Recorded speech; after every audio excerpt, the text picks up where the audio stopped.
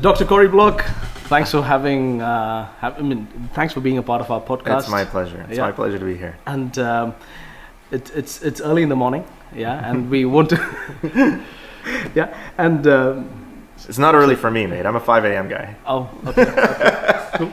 I think this is the first thing we're doing today. Okay, good. Cool.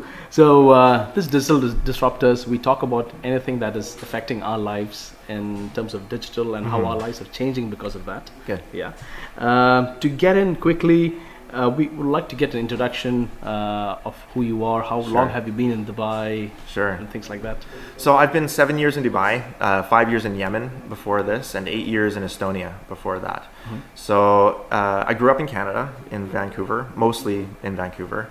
And then when I was 23, my wife and I moved to Estonia. We lived there for 8 years, had our kids there, built our first few organizations there, sold them, moved to Yemen because, well, who doesn't want to live in Yemen, right? It just seems like the most natural place to go.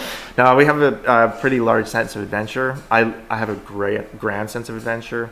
And the idea of moving to a place where I could learn Arabic without the ability to speak English on the streets, because I was looking at maybe going to Amman or to Beirut to learn Arabic, and one of my friends who I met in the UK, he said, no, you should come to Yemen. He was working for the electrical ministry there, and I said, where is that? So he had to show me on a map where it was, and he goes, come to Yemen, just live here for a couple of years, learn Arabic, and then go anywhere in the region. So I was like, okay, that sounds fun. And it was cheap. It was so cheap to live. So we moved down to Taiz, lived in Taiz for 5 years. I wanted to just learn Arabic for 2 years and then move out, but our neighbors were so great, friends were so great. I was involved in business already by the end of the 2 years. Wow. I was consulting for a firm in Hong Kong who was interested in power and water. And then I started to work for a couple of regional companies in oil and gas, and then for the Hellsite and Am Group and FMCG. So that kept me busy until the war started. And then about a year into the war, my family relocated to Dubai. And we've been here ever since, 7 years. Nice. And do you speak a lot of Arabic now? Not anymore. When I left Yemen, I was pretty fluent. I could discuss history, politics, economics, and religion in Arabic. But I just haven't used it as much in Dubai. It's unfortunate because it's such a rich and beautiful language. Just the issue is, most of my friends, even my Emirati friends who are in my generation, they were raised by English-speaking nannies. They studied at Harvard and Yale. So all of their business language is in English. And as a result, if they're talking to grandma and grandpa or mom and dad, it's usually in Arabic. If they're talking about football, it's in Arabic. But if they're talking about business and strategies and economics, they tend to switch into English because the vocabulary is, even for them, it's English. And you don't, for most of these words, you don't have an equivalent in Arabic, or you would, and probably people won't be using it, I guess. Well, there's always been some words that are very challenging to translate, especially from a high strategy perspective. Even some basic words like mentor. It's very difficult to translate the word mentor into Arabic. We don't have an amazing word for that because the concept of mentoring. Or something, yeah? Sort of. It usually ends up being teacher. Okay. But that doesn't really convey the meaning that we have in English for the word mentor. So there are some concepts in leadership, for example, that like mentor or like coaching, coach doesn't mean the same in Arabic as it does in English. So those concepts are very difficult to translate. Brilliant.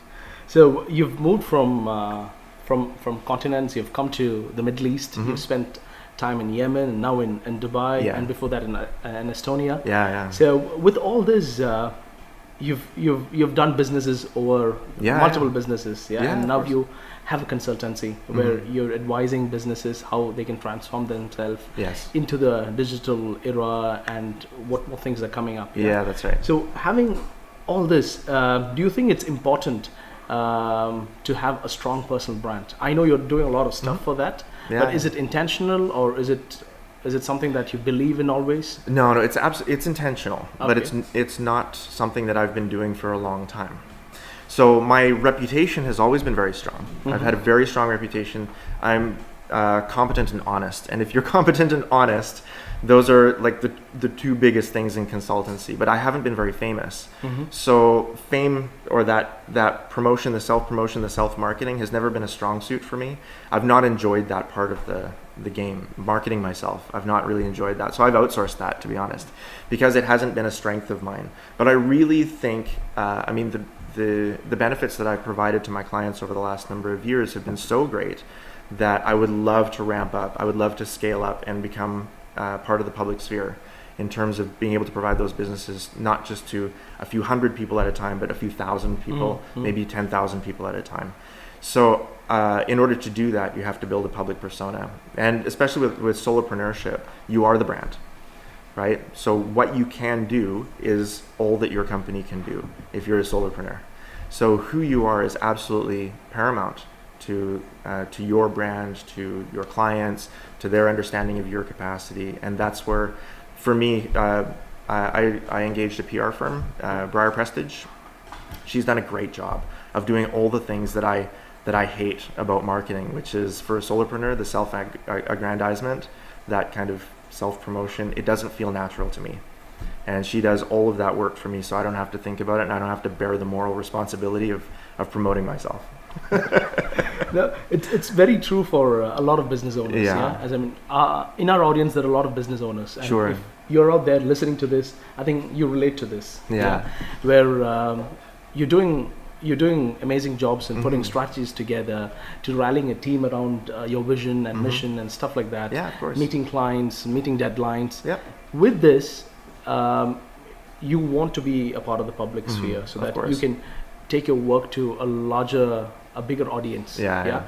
And people love what they do. Yeah, of course. And they like to talk about it and pass this message across. But people don't have the knack or neither the time sometimes to do all the very important stuff, like making sure that you're on social media, you're self-promoting. Sure. So I would relate to it. And I'm sure a lot of people do as well. Teams in all walks of life, okay? Teams promote the teams. They also promote their all-stars, right? There's a reason we all know the names Ronaldo and Messi, right? I don't have to tell you even what sport we're talking about. True. I just say Ronaldo and Messi, and you all know. Okay, so that's a personal brand. We also know the teams, and teams have team brands. So we have companies in the same business sphere. We have companies that promote their companies, and now we have companies that are also promoting their all-star executives. So some of those all-stars, whether they're in, like Jeff Bezos, for example, he's an all-star, and they would promote him. Steve Jobs, I think, was the paragon of all-stars on teams, right? He didn't do all of the work. He didn't do most of the work, but he was the all-star of the team, and so they promoted him, and he became a personal brand. So I think more and more as we move into the gig economy, where people are in smaller and smaller groups, providing more ad hoc services rather than employment contract style agreements, they're going to have to be better at promoting smaller teams and promoting themselves or promoting their all-stars in order to making sure that we have enough visibility in the market. So for myself, I'm a solopreneur, right? I am the CEO of a company with one employee in it. That's me. And I've been working independently for 18 years. With the exception of one stint about 5 years ago, I had an Emirati partner for about 18 months. And then after that, I was a solopreneur again. So for me, that I've never had to promote myself. It's a choice that I made in order to scale up, but it's never been something that I've needed. It's something that I chose. It's unnatural to me, and I outsourced it because it's unnatural to me. But it's a choice that I had to make, and I think more and more solopreneurs and small companies are going to have to make that choice. No, brilliant. I mean, I think the reason why you're talking about branding yourself, is because now we think that we have a moral obligation to do that because we have access to media.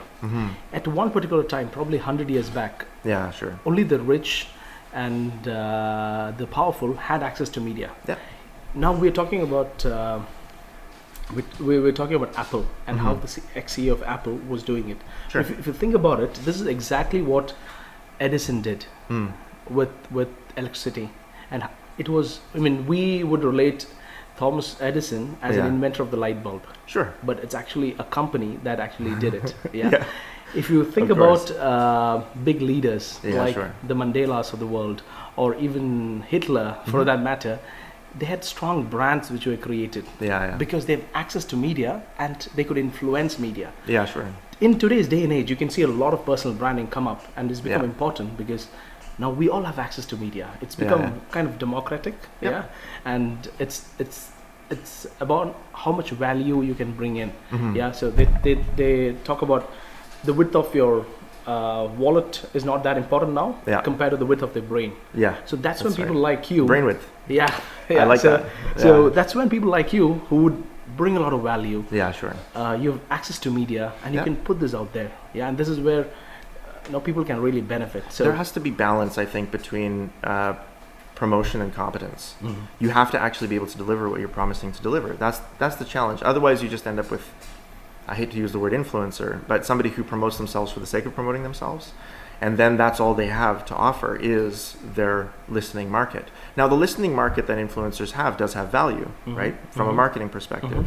But those of us who are actually marketing competencies, like strategy, leadership, those are my core competencies. You have to be able to deliver on them. So if you're promoting something that you can't actually deliver on, the market is going to figure out pretty quickly. And this is where your first two qualities, like being honest, and being competent, and comes in place. Yeah, I've never really had a greed muscle. I haven't worked for money. I don't think ever. I work to collect competencies, and that's one of the reasons why I like being a solopreneur, is because a small partner working with small agile firms, is because I like to collect competencies. I enjoy moving from one project to another, or having 6 or 8 projects going at the same time, because I'm always learning. I have a learning addiction. And this kind of lifestyle feeds my learning addiction. I don't need a yacht. I don't want to own a private island. I want to know as much as I can about as many things as I can. Wow. Perfect. So I use my clients to provide information for me to feed my learning addiction, and then they also cover my expenses at the same time. I think it's a win-win situation. I mean, different things excite different people. But there's a lot. I mean, it's a really good thing. The interesting thing when we talk about balance in competencies and promotion, I think Apple, the illustration you brought up was really salient, because it wasn't. Steve Jobs. We've always known Steve Jobs is connected with Apple, but it wasn't Steve that saved Apple in '97. You know the story, right? Yes. Okay, so Steve was, Apple was 3 months away from insolvency, and then it was actually Fred Anderson, it was the CFO, who leveraged the existing resources of Apple to buy, or to sell a third of the company to Microsoft for $430 million. They used that money to buy Next, and with Next Computers came Steve Jobs. So they got Steve Jobs as the new interim CEO of Apple with 3 months of capital left on the books. And they bought an operating system, the Next operating system, which was meant for network computers that wouldn't be in demand for another 5 to 8 years. So it was a very future-focused kind of development that Steve was working on, but it wasn't what the market needed. And they didn't have enough capital to last long enough to realize the Next operating system and its application to market. So it was Fred Anderson that actually went to Steve and said, look, buddy, what we do not need the network computers that you've been dedicating your life to. What we need is something small and slick and affordable. And that's what the market wants. The market wants something small and slick and affordable. Can you do that? Steve said, yeah, of course I can do that. And that's where the iMac came out. So the company went from a massive deficit to $300 million in profit in '98 and $600 million in profit in '99 on the back of the iMac. And that gave them the leverage that they needed in order to develop the network operating systems. And then the iPod and all of those wonderful technologies came out. The iPhone came out after that. But the company would have died if it hadn't been for Fred Anderson. It wasn't Steve Jobs that saved the company. It was Fred. We don't know Fred's name because they never promoted him. He wasn't an all-star. Steve was the all-star. True. But Fred was the competency that they needed at that time. Brilliant. I got to know this from the book, which is there. And yes, but this is not a common known story. Moving on to, you told me that you really like to learn. To learn new stuff, and it's very evident from the 2 masters that you have and the 2 doctorates that you have. You've gone in depth of learning about the culture that we live in. Sure. Learning Arabic and learning Islamic Studies as a doctorate. I hold a PhD in Arab and Islamic Studies from the University of Exeter in the UK. Perfect. It is. It's from the Institute of Arab and Islamic Studies that's founded by Sheikh Al-Qasimi in Sharqa.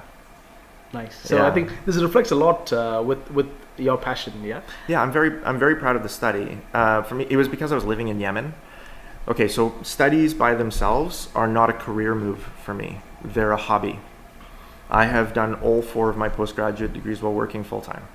So for me, that's something that I do in my spare time. I don't actually watch football. I know the names Ronaldo and Messi because of the promotion that they get, but I don't actually watch football.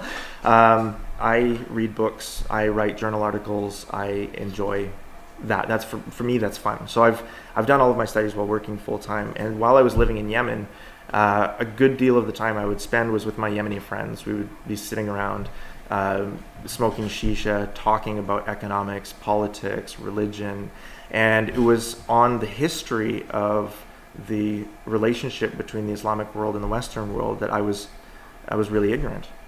And it was on the history of the relationship between Muslims and Christians as religious groups that I was very ignorant. And so I decided to cure my ignorance with a PhD, as you do when you have a learning addiction. So I signed up for the study, and I started to research, and I would be able to talk to my friends every week about the things that I was learning that week. And it was such a rich environment in which to do that study as a Christian, living in a city of 2 million Muslims who are very monolithic in their faith and very monolithic in their worldview, for me to come in as a total outsider. And there was maybe, I don't know, 10 or 15 other white guys in the city with their families. And so it was such an amazing experience to be there and to do the study at that time. And I came out so much more competent on the history of the dialogue between Christians and Muslims. And I felt so much more competent as a contributor to the ongoing dialogue. So for example, last week, there was the incident in Christchurch in New Zealand. Mm-hmm. I have a friend in Christchurch, and he, just hours after the shootings, he wrote to me on WhatsApp, and he said, "Corrie, please, can you give me a couple of things that I can do or say to engage with my Muslim neighbors at this time? I really have no idea what I'm doing. I know this is an area of expertise for you. I'm reaching out." So he reached out to me because I was a voice of authority on how to manage the dialogue. Mm-hmm. And so probably bridge the gap in between. Yeah, that's right. Yeah, that's right. So I found such a diversity of competencies coming from that kind of study, because it's allowed me not only to contribute to the dialogue between Christians and Muslims on a religious standpoint, but to contribute to the dialogue between Islamic conceptions of business and Christian or Western conceptions of business in the business world. So very often I'll open up my coaching with other Westerners that are coming to do business here that ask me, "How do we do business in the Middle East?" And I say that the sales cycle in consulting is 1,000 cups of tea.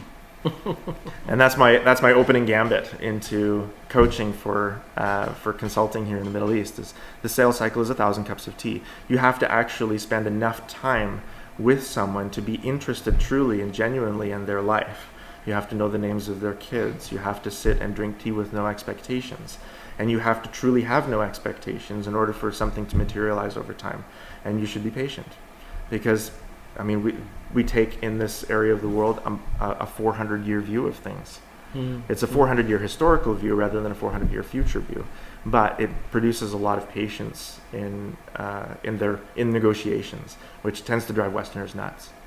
No, it makes sense, because I mean, people talk about understanding the firstborn's name. You call them by the kunya, they call it. Yes. Yeah, Abu Saeed or Abu Muhammad and stuff like exactly. that. So, and that gives a lot of understanding, that gives a lot of value. Yeah. A layer of trust is built before doing business. That's right. Yeah.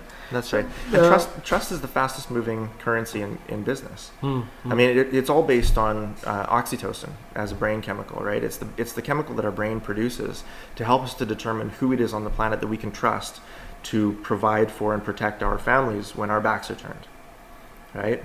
So again, as humans, we've had 70,000 years of evolution, maybe 300 years of peaceful economic development. Okay, so 70,000 years of evolution, it provides a tremendous amount of momentum in the direction of some really hard-learned best practices, one of which is how to figure out who you can trust. And trust is built differently in different cultures, but it's all built the same in every brain, and it's oxytocin. That's the name of trust. And so when different cultures come to the Middle East, the trust, the way it is built here, is very different from how it's built. Sure, of course. In different part of the country. Yeah, so I'll give you an example. In Western countries, typically we write a contract to describe the kind of relationship that we want to build. Okay, so we can go into contract very quickly with absolute strangers, sign the contract, and then build the relationship to reflect that contract. In the Middle East, the tendency is to write a contract to describe the kind of relationship we've already established. So there's a lot more of the relationship establishment on the front end, and the contract, by the time it's signed, is usually an unnecessary formality because the relationship is already there, the promises are already given, and the trust is already established. And that's what most Western consultants in the Middle East don't understand yet, and why they get very frustrated with the long sales cycles and the 1,000 cups of tea, is because they expect to be able to sign a contract and then operate in business building a relationship. Whereas here, our hosts, our executives, typically want to establish a relationship first and then sign the contract as a formality to describe the kind of relationship we've already established. Perfect. I think there's a lot of practical advice for people coming into the country. You've worked with businesses and successful business owners, yes, who probably have less education, and they've built big businesses. Sure. So we call them street smart. And then you have the second or the third generation that is coming in, who are from Yale and and Harvard and stuff. They're very book smart. Yeah. You've worked with both kinds of people, and they've built businesses which thrive and which are big names in our region now. Yeah, sure. How does that balance happen? I mean, when should you be book smart and when should you be street smart in business? Yeah, it's not either or, it's both and. Okay. And I find that those who are very successful being street smart in business, I mean, it's not a less valuable kind of knowledge, it's just a different kind of knowledge. So there's formal theoretical education, there's formal professional education, like training or vocational training, or an MBA is formal. Typically for an executive MBA, it's formal professional education, and for a non-executive MBA, it's formal theoretical education.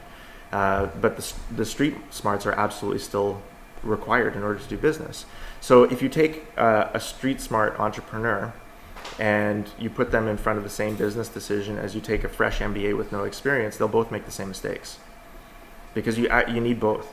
There has to be some access to the best practices that we have in the world and the best theories or strategies for executing those best practices.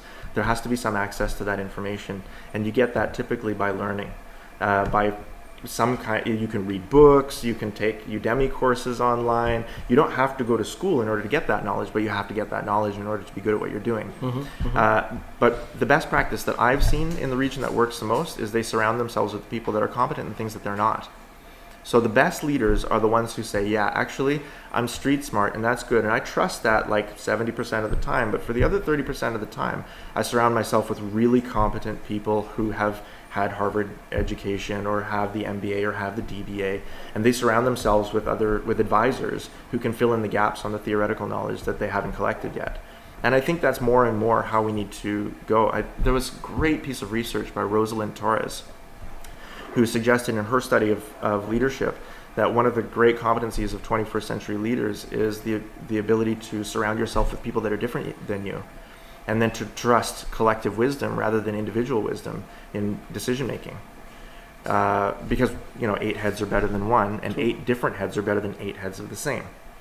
So I find that those who pursue diversity on boards, those who pursue diversity in committees, those who pursue diversity on their own advisory teams, the diversity actually adds to the quality of information that they have, and the quality of information adds to a better executive decision-making process. No, it makes a lot of sense, because when you have different people thinking differently, you have asymmetric view. I mean, it's like water and oil, that it doesn't combine together. Of course. But if you have a team that is like water and sugar, water and salt, I mean, the moment the leader comes with an opinion, and people would chime in and would resonate with the same thing. But if you have views which are different, you get you get opinions, and then you have that street smartness or the wisdom to choose what's the right one and then move forward. Once you've chosen, you stick to that, and then the whole team rallies behind it. Of course. Which makes it a lot of... The challenge is that in order to get a higher quality of information, to make a higher quality of decision,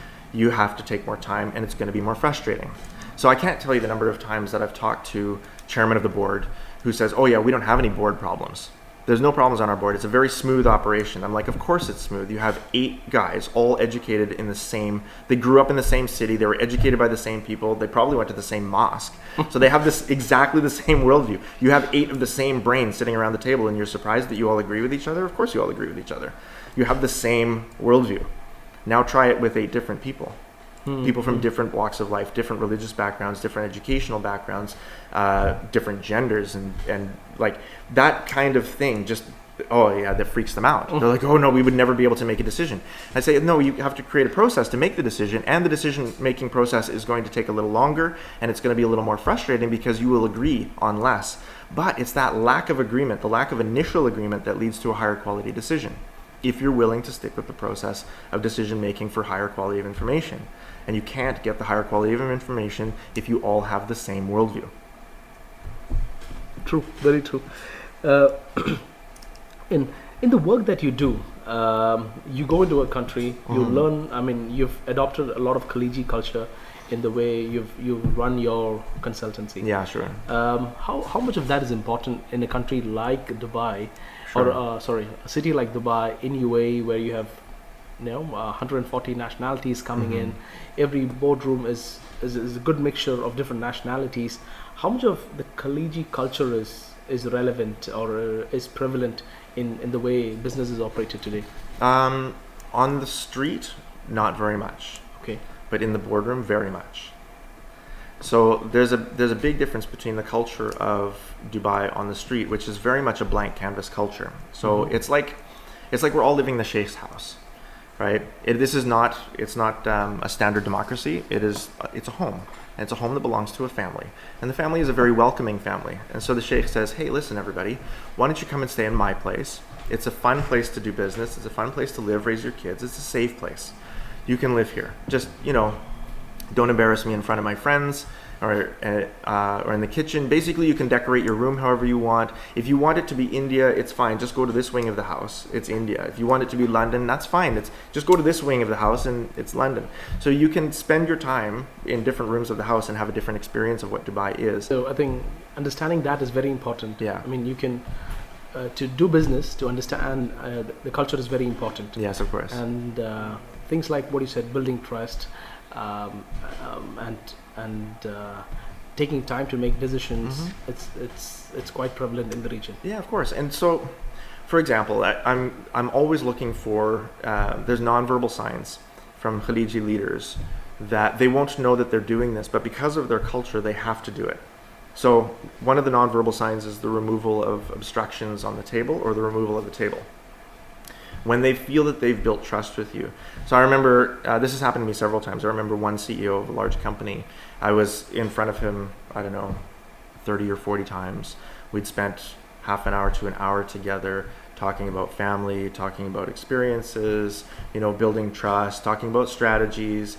And then at one point I noticed he started to take the objects on his desk and move them to the side, just like this. It was nonverbal, and he didn't know that he was doing it. He would just do things like this, and it was constantly clearing the path subconsciously between him and I. And so I noticed, and okay, so that's a sign of progress. We're building trust.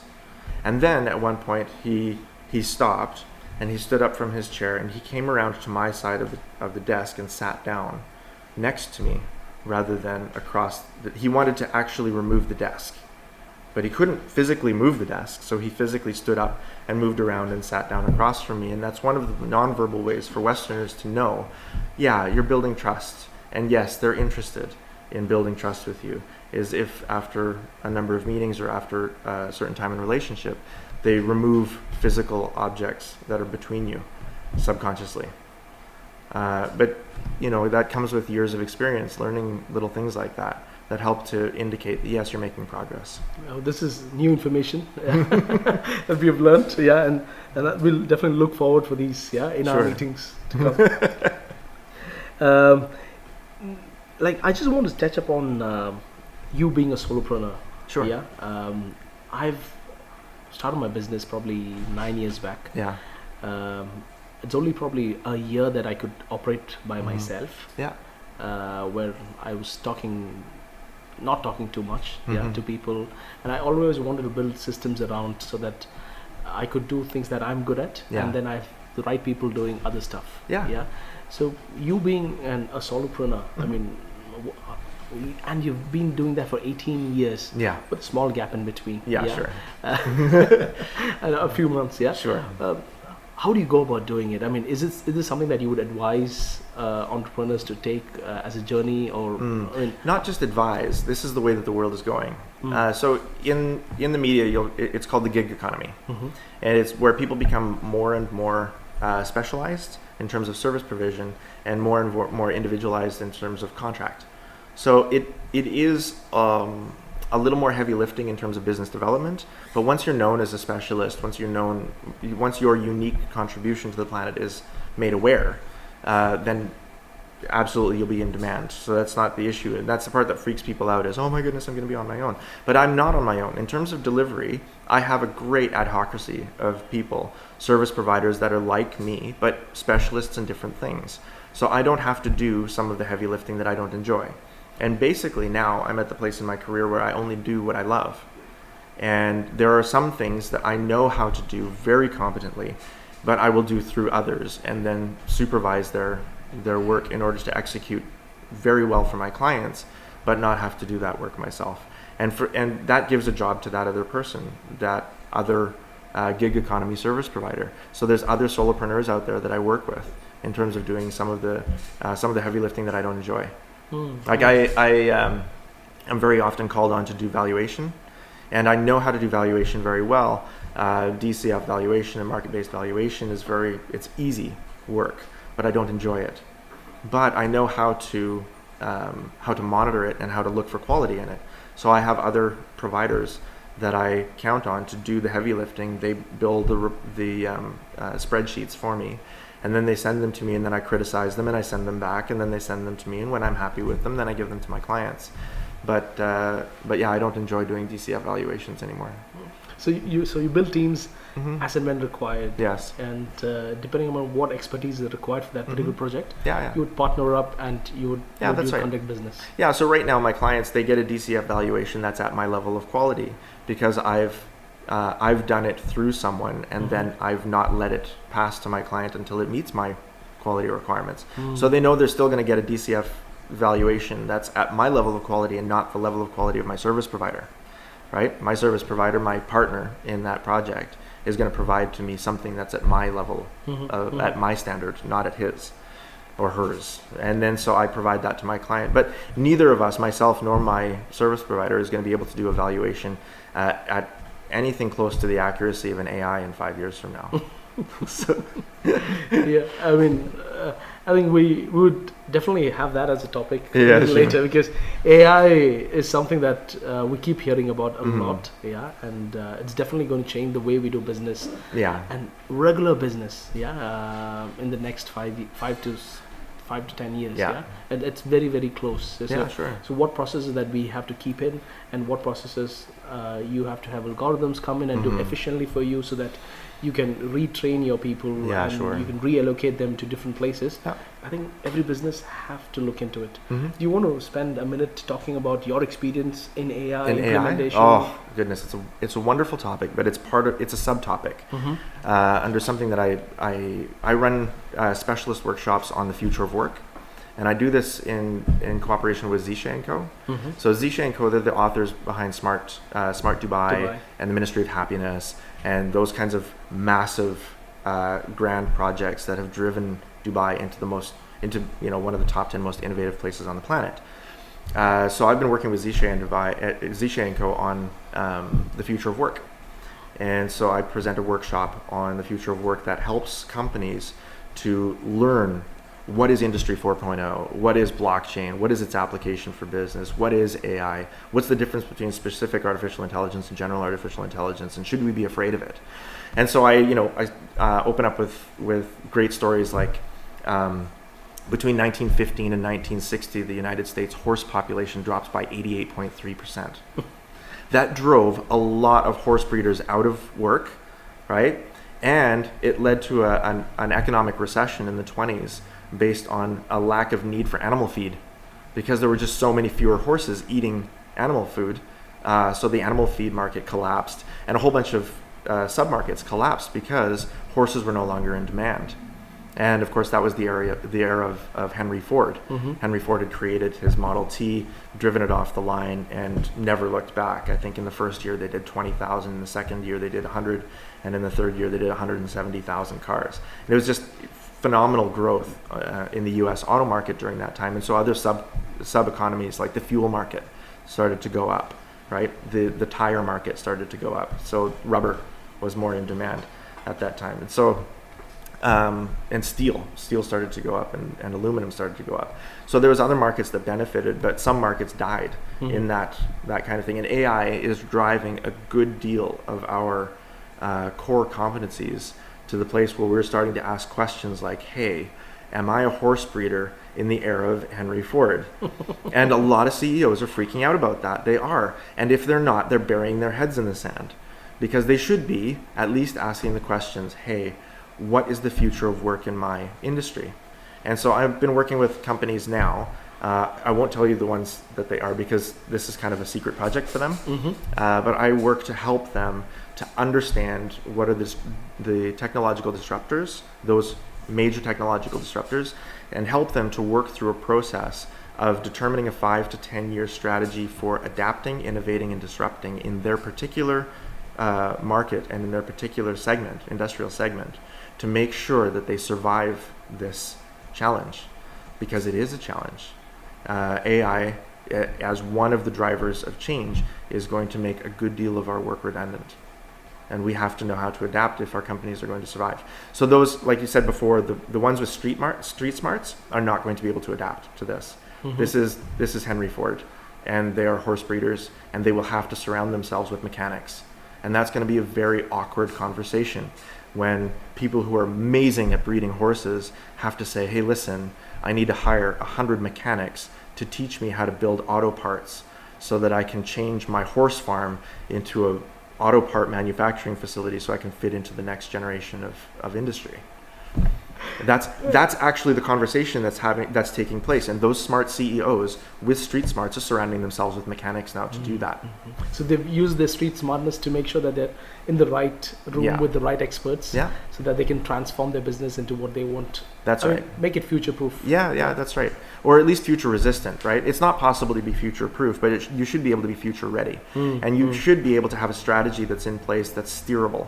Right? It's not a strategy that comes with the kind of KPIs that we hold in stone and we just protect those KPIs. It's the kind of it's a heading, and it comes with KPIs, but those KPIs are reviewed every 6 months in order to see whether or not they're realistic and they're taking advantage of the changes in the market. We also provide pipelines for information, direct information for that company, where we have filters of people. We have people filtering through the internet for industry-specific data on industry-specific innovations and disruptions that are coming, and feeding it directly to that company so they can remain future resilient based on the information that they're getting that day on new developments that day, because most companies don't have that. They don't have an R&D department whose only job it is to sift through the massive amount of information on the internet for the 1% of the 1% of information that's going to benefit them in terms of survival.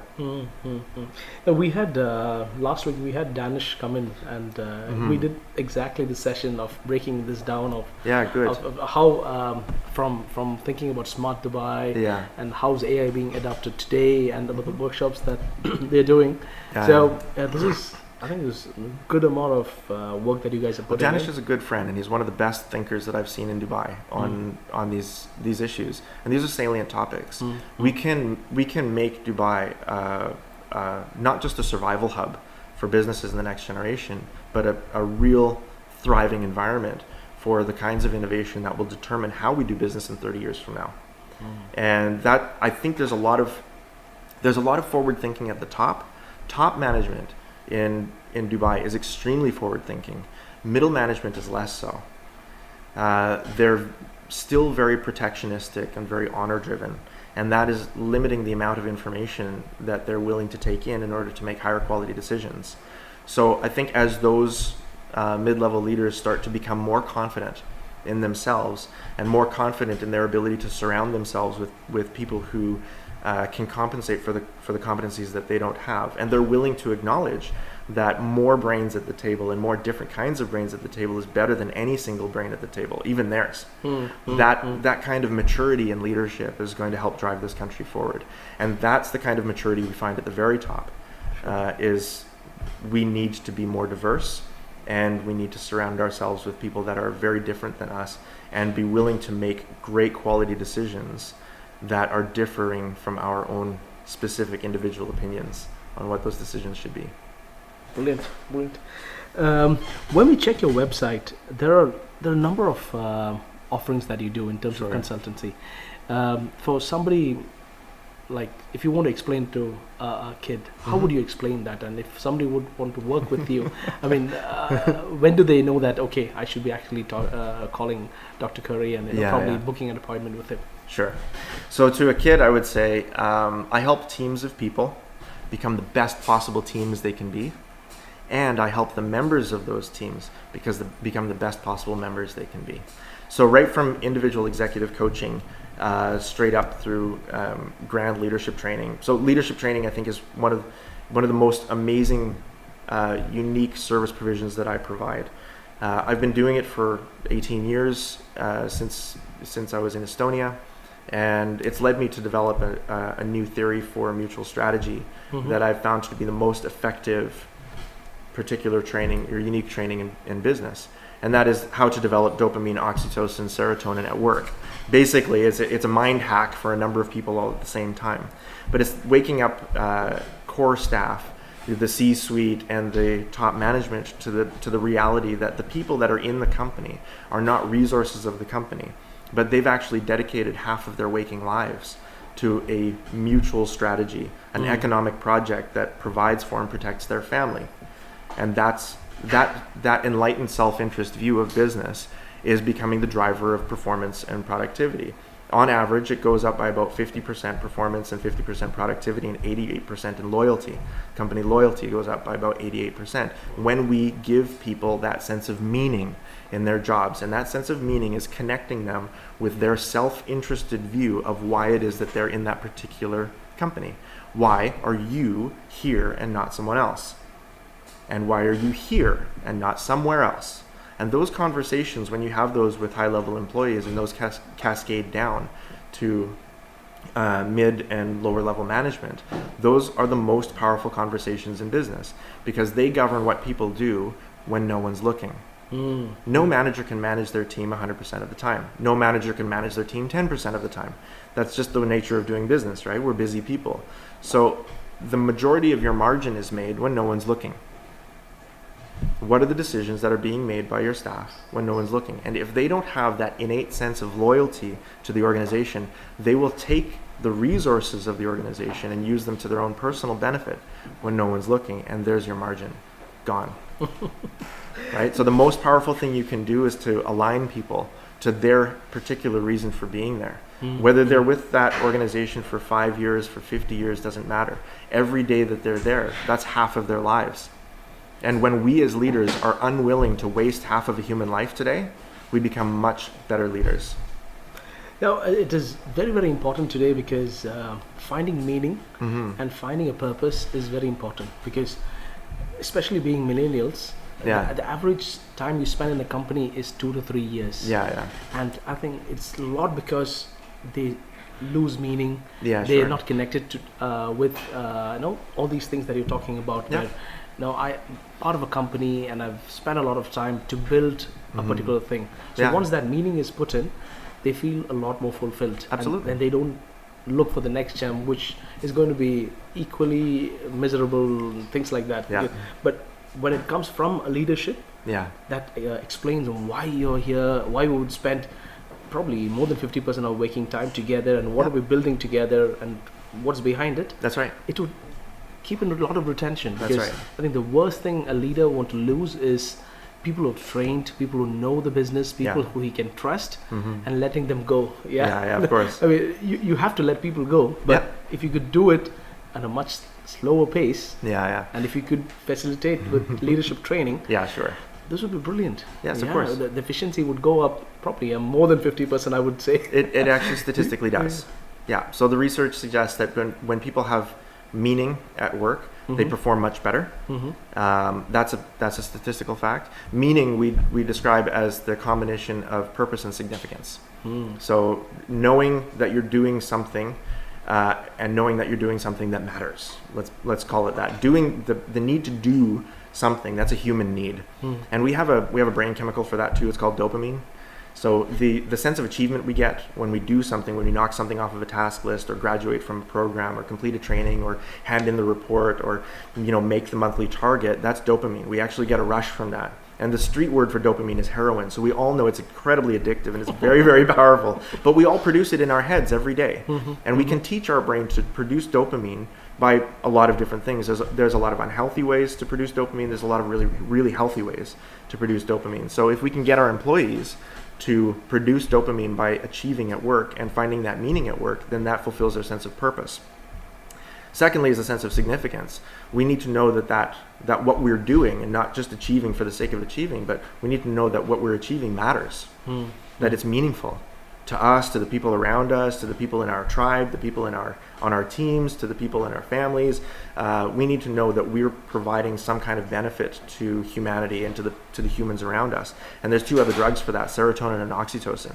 So those two brain drugs, serotonin and oxytocin, govern how we connect with other people and our sense of honor when we connect with them. When somebody stands up and says, "Hey, good job, you did great," you get a rush of serotonin from that. And when you connect with someone in terms of trust, when you build trust and have that relationship, and you know that they've got your back and you've got theirs and they're going to protect you, even if you make a mistake, that's oxytocin. And oxytocin, I'm absolutely convinced, is the most valuable currency in business. Once you have that established within the company and with those with whom your company is doing business, that's what drives your success, because that's what drives the behaviors of people when no one's looking. And that's where your margin is. Your margin is in what are your people doing when nobody's looking, which is 90% of the time. No, what you're saying is you're actually contradicting a lot of management, the studies that have done for the Industrial Revolution. Sure. Yeah, where we're getting future resistant or future resilient for the generation where people are using a lot more a brain and thinking and thought behind a lot of them doing than physical activities. So building friendships within the workplace. So I think you're actually breaking a lot of walls where we say no, business is different, personal is different. And I think here's the thing, business is personal. Okay, business has always been personal. It will always be personal, except in the exercise now that AI is trading stocks on the stock market. That's truly impersonal business. Okay, but for the rest of us that are humans in human organizations dealing with other humans, business is personal. There is always a personal impact to every business decision. Somebody benefits, somebody loses. But this is the way that we do competition now, right? 70,000 years of evolution, 300 years of peaceful economic competition. We used to compete with each other by throwing spears at each other's heads. It was a very uncivilized way of doing business. But if we wanted to compete for resources on the planet, we would do it by killing each other.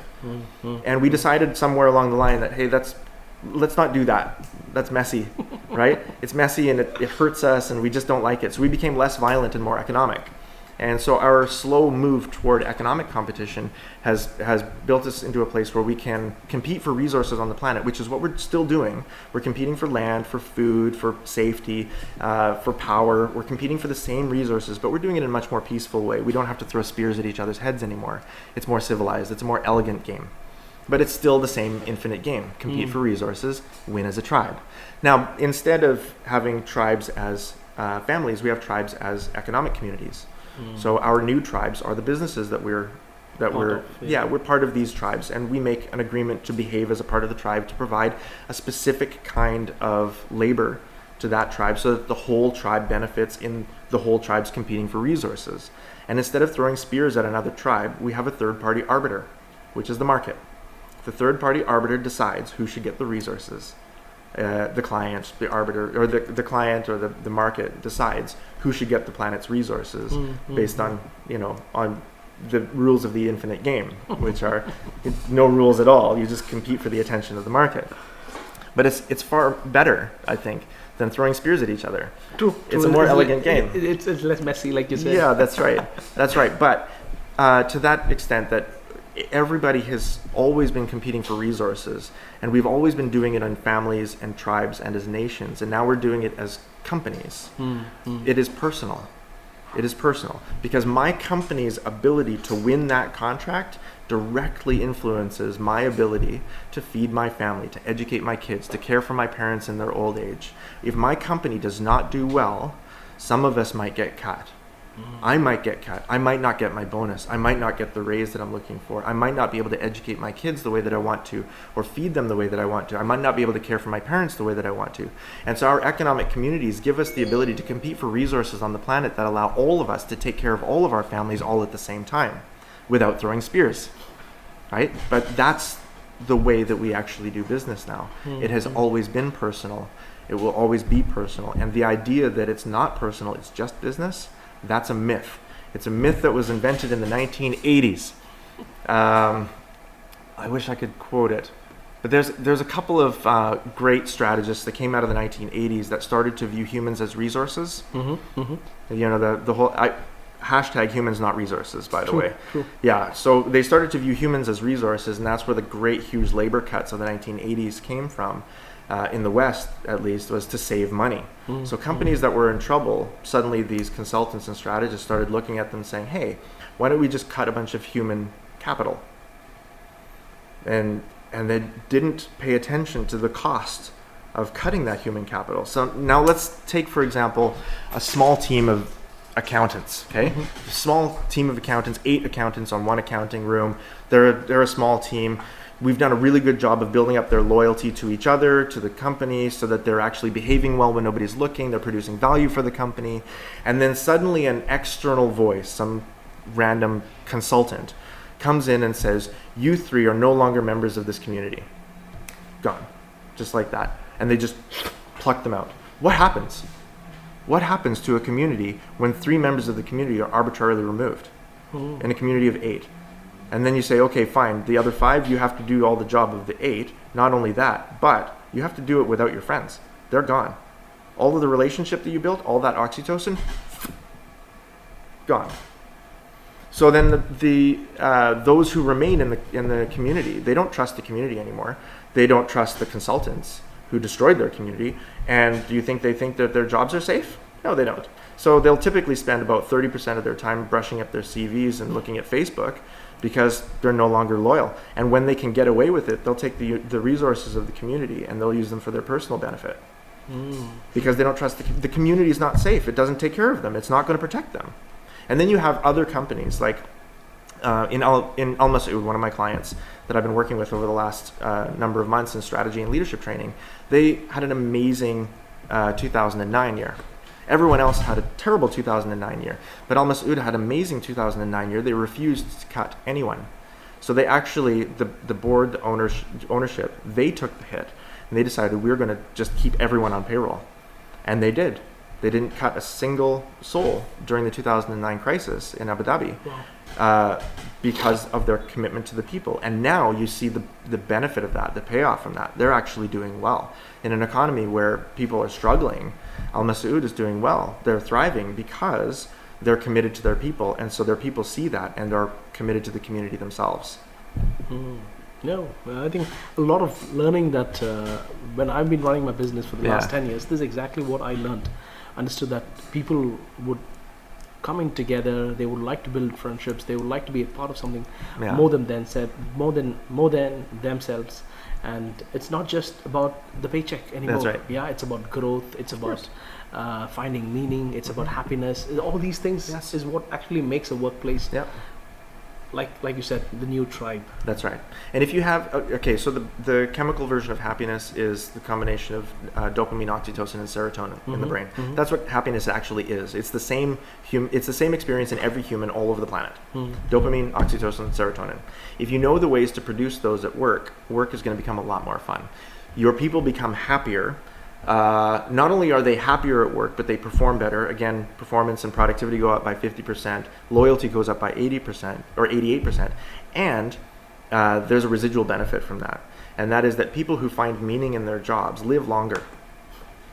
Okay? So statistically speaking, if you have a meaningful life, if you find meaning in what you do, you will actually, there's 3 independent studies that have proven this, you will live longer.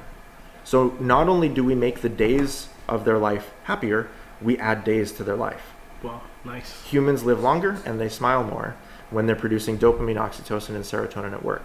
And they produce more and better. So that's the real key. I think when looking at 21st century leadership, we need to take a both and approach to the institution of technology from a future of work perspective and the humanization of humans from an HR perspective. We have to do both. It has to be both and. We can't hit this middle ground anymore. The middle ground of humans as capital is not going to be, it's not going to fly. And companies who continue to treat their humans as capital will suffer. Perfect, makes sense. For people who want to get in touch with you, learn more about you. Sure. Let us what are the resources? Where do they go up to? Your website? Yeah, of course. Yeah. Paragon.ae. Okay. Paragon.ae is my website. You can find me there. But I'm very active on social media. So find me on LinkedIn. Find me on Instagram. Just search the spelling of my name is very unique, so it's very easy to find me. Dr. Corrie, Corrie Block. Corrie Block. So if you search for me, you will find me. Instagram, LinkedIn, and feel free to send me a message. I'm publicly available. Brilliant. And you have a good podcast going on, which is Business Not Personal. Business is Personal. Business is my personal. podcast. And you can find that on Libsyn, on Spotify. You can find that on my website. All the on links iTunes, are there. On iTunes, on places, YouTube. Yeah. Yes, it's everywhere. Brilliant. So join me on Business is Personal as well. I'd be happy to engage with you. Perfect. Dr. Corrie, thanks a lot for your time. My pleasure. And we've got a lot of good snippets of information that we can implement very immediately in our business. Good. Yeah, and if people could take 2 or 3 of this and get them implemented, that would really transform the way they see day in and day out life to running the business. Yeah, absolutely. Brilliant. Absolutely. Thanks a lot. My pleasure. My pleasure.